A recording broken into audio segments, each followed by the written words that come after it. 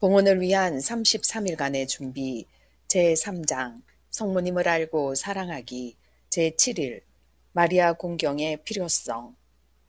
교회의 신비 안에서 어머니와 동정녀로서의 탁월하고 독자적인 모범을 보여줌으로써 뛰어난 위치를 차지하고 있는 마리아께서는 모든 천사와 사람들을 위해 드러높임을 받으셨으며 지극히 거룩하신 마리아의 어머니로서 교회 안에서 특별한 공경을 받고 계신다. 특히 마리아께서는 하느님의 어머니로서 뿐 아니라 평생 동정녀이시며 원죄 없이 잉태되셨고 죄의 물듦이 전혀 없이 영혼과 육신이 함께 하늘로 들어 올려진 분으로서 하느님의 은총을 가장 충만히 입으신 분이시다. 이 네 가지 사실은 마리아께서 누리시는 영광스런 특전인 동시에 그리스도인들이 마리아를 공경하는 주요 근거가 되고 있다. 이러한 분께 나는 과연 마땅한 공경을 드리고 있는가? 1. 시작기도. 하느님의 현존을 의식하며 천천히 성호를 긋고 잠시 자신을 반성한 뒤 성령 성가를 바치거나 성령에 관한 성가를 부른다. 성령 성가. 오소서 성령님, 당신의 빛 그 빛살을 하늘에서 내리소서. 가난한 이 아버지, 은총의 주님, 오시어 마음에 빛을 주소서. 가장 좋은 위로자, 영혼의 기쁜 손님, 생기 돋워 주소서. 일할 때의 휴식을, 무더울 때의 바람을, 슬플 때의 위로를, 지복의 빛이시여 저의 마음 깊은 곳을 가득히 채우소서. 주님도 없으면 저희 삶 그 모든 것 이로운 것 없으리. 허물은 씻어주고 마른 땅 물 주시고 병든 것 고치소서. 굳은 마음 풀어주고 참 마음 데우시고 바른 길 이끄소서. 성령님을 믿으며 의지하는 이에게 치른을 베푸소서. 공덕을 쌓게 하고 구원의 문을 넘어 영복을 얻게 하소서. 이 독서. 아래 내용을 천천히 소리내어 읽거나 정독하면서 마음에 와 닿는 부분에서는 그 말씀이 자신에게 어떤 의미를 주고 있는지를 잠잠히 생각해 본다. 마리아께서 누리시는 영광스러운 특전. 1. 마리아의 어머니이신 마리아, 하느님의 어머니이신 마리아. 우리가 마리아를 모든 성인들 위해 공경하고 사랑하는 것은 마리아 자신 때문이기보다 마리아께서 하느님의 어머니시라는 사실 때문이다. 마리아께서 낳으신 이는 하느님의 아들이시며 참 하느님으로서, 즉 마리아께서는 하느님의 아들이 사람의 모습으로 인간 역사 안으로 들어오실 때 길이 되셨다. 성삼위의 제2위이신 성자께서는 그 위격 안에서 신성과 인성이 그대로 결합하여 마리아의 태중에 잉태되는 첫 순간부터 육화되셨다. 그리하여 하느님께서 이 세상에 인간의 육신과 영혼을 지닌 채 태어나셨고 한 사람을 수태하여 낳은 여인이 바로 그 사람의 어머니인 것처럼 하느님이 마리아에게서 인간 육체를 받으셨기에 마리아께서는 하느님의 어머니가 되신 것이다. 그리스도의 신성은 성부께로부터 나음 받은 것이지만 마리아께서는 예수님을 잉태하고 이 세상에 낳으심으로써 예수님의 어머니가 되셨고 또한 하느님의 어머니가 되셨다. 마리아께 대하여 하느님을 낳은 자, 하느님의 어머니라는 명칭을 최초로 사용한 사람은 3세기 초에 로마에 살았던 성 히폴리투스였다. 그리고 431년 에페소 공회에는 알렉산드리아의 성 치릴로가 당시 그리스도의 신성을 반대하던 이단 네스토리우스에게 써보낸 다음과 같은 내용을 채택하면서 마리아를 하느님의 어머니로 장엄하게 선포하였다. 그리스도가 거룩한 동정녀에게서 보통 사람으로 먼저 태어나고서 그 다음에 말씀이 그 사람에게 내려오셨다는 것이 아니다. 오히려 그와 반대로 그리스도는 모태에 들어 있으면서 육체에 따른 출생을 하였으므로 당시 육체를 가지고 출생하였다. 그래서 교부들은 거룩한 동정녀를 하느님의 어머니라고 부르기를 주저하지 않았다. 이 평생 동정이신 마리아. 마리아가 오로지 성령의 힘을 통해서만 그리스도를 잉태하였다는 것은 가톨릭 교회의 신앙 교리이다. 복음에서 그리스도는 성령의 힘에 의해 잉태되었고 성령은 인간 아버지의 관여함이 없이 마리아를 감싸 주었다. 성령께서 너에게 내려오시고 지극히 높으신 분의 힘이 너를 덮을 것이다. 교부들은 마리아가 동정녀로서 그리스도를 잉태했다고 확실히 증언하면서 초기의 신경 문항으로서 이를 표현하였다. 교회는 또한 마리아가 예수님을 낳으실 때에도 동정을 잃지 않으셨다고 선포한다.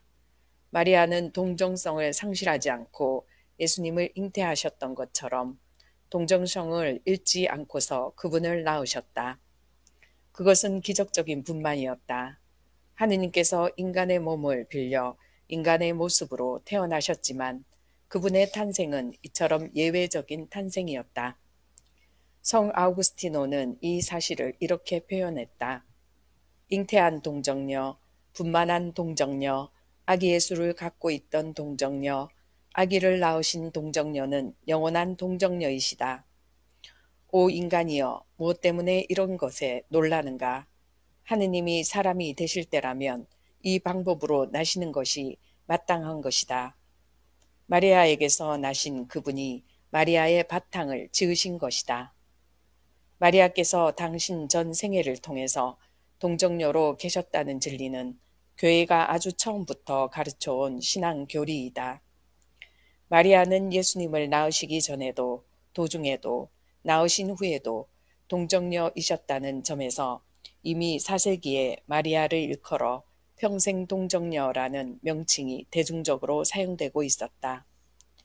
마리아의 영원한 동정성에 대한 믿음은 431년 에페소 공의회의 시대에는 분명히 표현되었고 1555년 트리엔트 공의회 기간 중에 교황 바오로 2세는 마리아의 동정성에 관한 전통적 신앙의 교리를 재확인하였으며 제2차 바티칸 공의회는 마리아를 평생 동정녀라고 부르고 있다.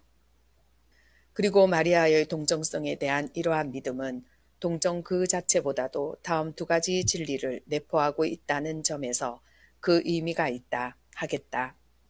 즉 마리아께서 낳으신 아들은 인간 아버지가 없고 하느님만이 그분의 아버지이시라는 점이며 동정녀로서 하느님을 낳으신 것은 강생을 통해서 하느님이 진정으로 세상에 들어오신 것을 증명한다는 점이다. 즉 하느님께서 마리아에게서 인간 육체를 받으셨다는 사실이다. 3. 원죄 없이 잉태되신 마리아. 1854년 교황 비오 9세는 마리아의 원죄 없는 잉태를 모든 신앙인이 믿어야 할 계시 진리라고 하며 이렇게 선포하였다. 복되신 동정 마리아는 잉태 첫 순간에 전능하신 하느님의 특별한 은총과 특권으로 말미암아 인류의 구세주 예수 그리스도의 예견된 공로에 비추어 원죄의 아무 흔적도 받지 않도록 보호되셨다. 마리아 역시도 아담의 한 후손이므로 당연히 원죄의 죄과를 받아야 했다. 그러나 하느님의 특별한 결의는 마리아가 낳을 예수 그리스도의 예견된 공로를 마리아가 미리 입어 그를 원죄에 물들지 않도록 하셨다. 하느님의 어머니가 되기 위해서 마리아께서는 당신이 낳으실 하느님의 아들의 구속 공로를 미리 입어 원죄 없이 잉태되는 하느님의 특별한 은총과 특권을 받으신 것이다. 이러한 진리를 마리아께서는 또한 직접 인류에게 계시해 주셨다. 1830년 7월 18일 프랑스 파리에 있는 카리타스 수녀원의 카타리나 라브레 수녀에게 처음 발현하신 후 4개월이 지난 11월 27일 마리아께서는 원죄 없이 잉태되신 마리아님, 당신께 의탁하는 저희들을 위하여 빌어주소서 라는 기도문을 가르쳐 주셨다. 그러나 그 당시에는 마리아의 원죄 없는 잉태가 믿을 교리로 아직 선포되지 않았던 때였다. 그리고 1854년 교황 비오 9세에 의해 원죄 없는 잉태 교리가 반포된 지 4년 후인 1858년 프랑스 르루드에서 14세의 소녀 베르나데타에게 발현하신 마리아께서는 나는 원죄 없는 잉태이다 라고 하시며 교회의 가르침을 확인해 주셨다. 20세기에 들어 마리아의 원죄 없는 잉태에 관한 교리는 파티마를 통해 더욱 발전되어 나갔다. 1917년 파티마의 모습을 드러내신 마리아께서는 그래, 히아친타와 프란치스코는 곧 데려가겠다. 그러나 너는 좀 더 세상에 남아있게 될 것이다. 예수님은 너를 통해 내가 세상에 더욱 알려지고 사랑받게 하고자 하신다. 그분은 나의 티 없는 성심에 대한 신심이 세상에 불러 일으켜지기를 원하신다. 나의 티 없는 성심에 대한 신심을 실천하는 사람들에게 나는 구원을 약속한다. 그 영혼들은 내가 하느님의 옥좌 앞에 놓아드린 꽃들처럼 하느님의 각별한 사랑을 받게 될 것이다. 라고 하시며 원죄에 물듦이 없어 지극히 깨끗한 성심에 대한 신심을 세상에 전파하도록 요청하셨다. 4. 영혼과 육신이 함께 하늘로 들어 올려지신 마리아. 마리아께서는 지상생활을 끝낸 뒤 몸과 영혼을 그대로 지닌 채 하늘로 올림을 받으셨다. 죄에 물들 일이 없는 몸이었기에 당신 아드님처럼 그의 몸도 무덤에 계시면서 죄가 세상에 가져온 죽음의 지배를 받을 필요가 없었다. 마리아를 원죄에서 보호하기 위해 미리 사용되었던 그 구속의 효염으로 마리아께서는 새말에 만민이 부활하기 전에 육체를 갖고 승천하셨다는 이러한 신심은 교회 안에 전해져 내려오는 매우 오래된 것이다. 5세기 전후부터 동방교회에서는 8월 15일에 성모 영면 축일을 지낸다. 즉 마리아께서 주님 안에 잠드신 일을 축제로 지낸 것이다. 8세기 말엽에는 서방교회 전역에서도 그 축일을 지냈다. 여러 세기에 걸친 이러한 믿음과 신심이 절정을 이루어 1950년 11월 1일 교황 비오 12세는 성모 승천 교리를 정식으로 정의하고 선포하였다.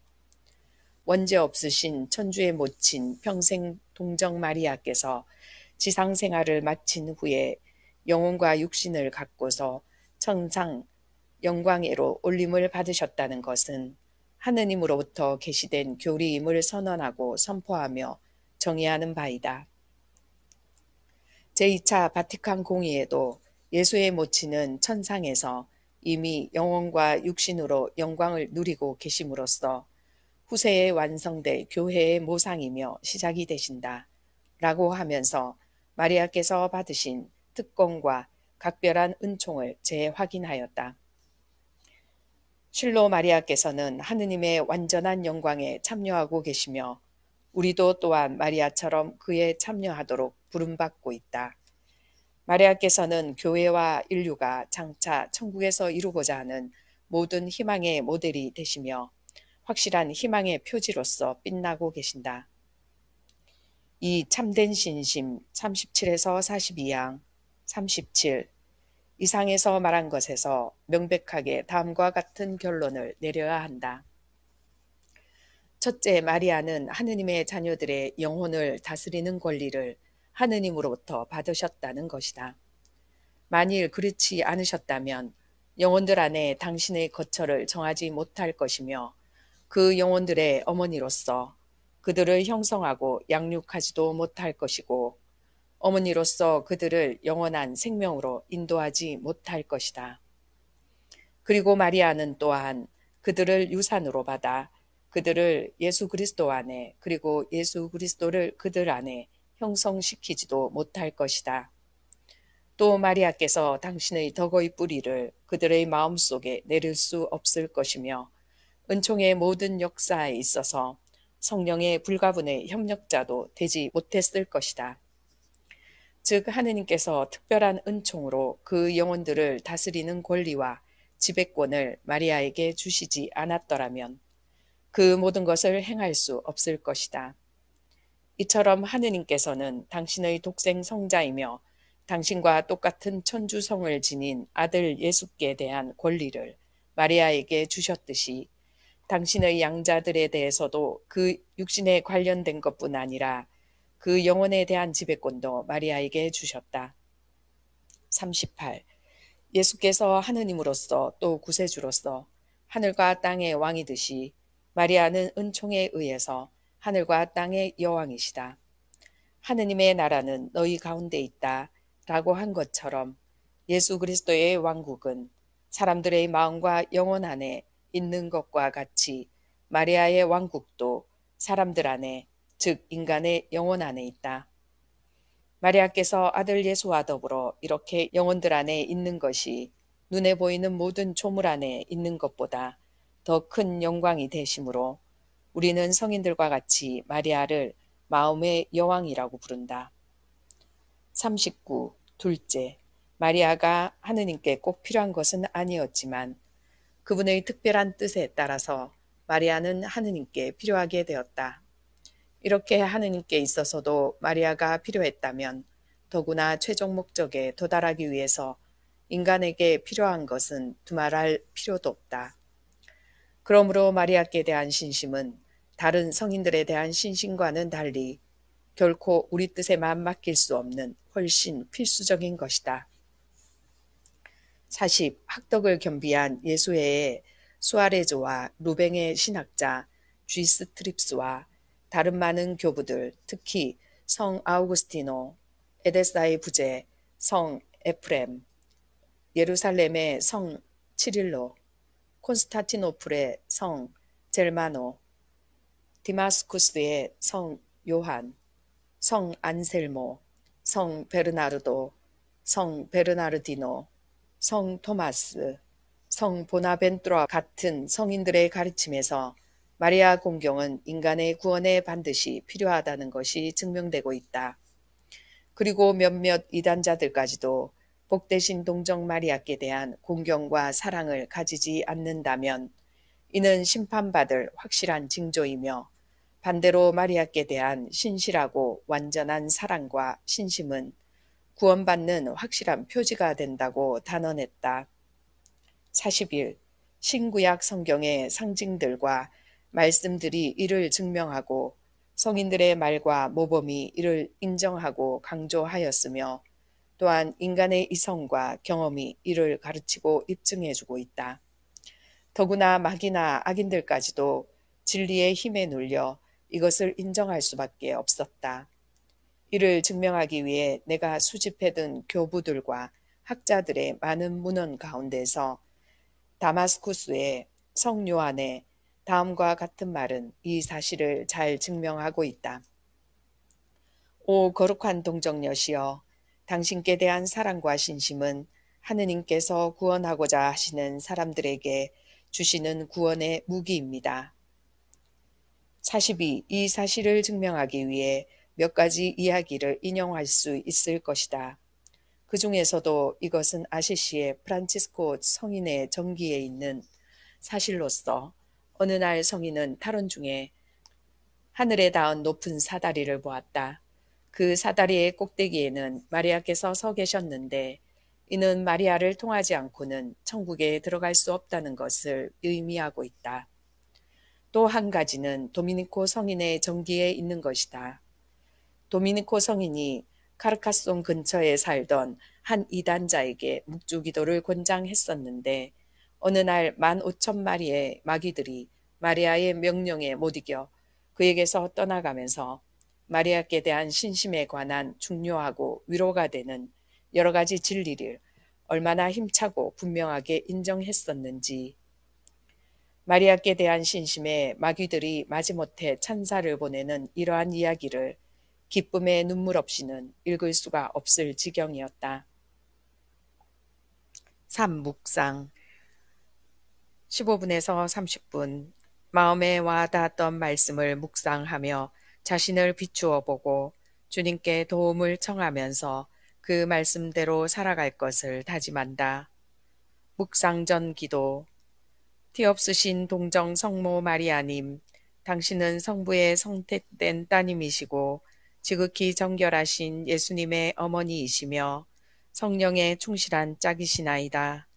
예수님의 어머니이신 당신은 또한 저의 어머니이시고 주인이시며 모우이시니 저를 위하여 성령의 비추심과 사랑을 빌어주시어 저로 하여금 당신을 더욱더 잘 알고 더욱 사랑하도록 해주소서. 제가 온전히 당신께 속하게 되면 또한 예수님께 온전히 속하기 때문이나이다. 오소서 성령님, 저의 마음을 당신으로 채워주시고 제 안에 천상 사랑의 불을 붙여주소서. 아멘. 4. 생활실천. 묵상 중에 느낀 내적인 움직임이나 깨달은 점을 노트에 기록하고 그 내용에 따라 생활에서 실천하도록 한다. 5. 묵주기도. 고통의 신비를 바치면서 마리아의 참된 자녀로서 마리아께 마땅한 공경을 드릴 수 있는 은총을 청한다. 묵주기도는 다른 시간에 바쳐도 된다. 6. 마침 기도. 묵상한 내용을 마음에 새기고 생활 안에서 실천할 수 있는 은총을 청하며 바다의 별 기도를 바친다. 바다의 별이요 하느님의 어머니시여 평생 동정이시며 하늘의 문이시여 하래 하나이다. 죄인의 삿을 풀고 눈먼 이에게 빛 주시며 악을 멀리 쫓고 선을 구해 주소서. 기묘하신 동정녀여 가장 양선하시니여 저희를 죄에서 구해 착하고 졸착케 하소서. 하느님 아버지께 찬양과 그리스도께 영광과 삼위이신 성령께 같은 존경이 있어지이다. 아멘.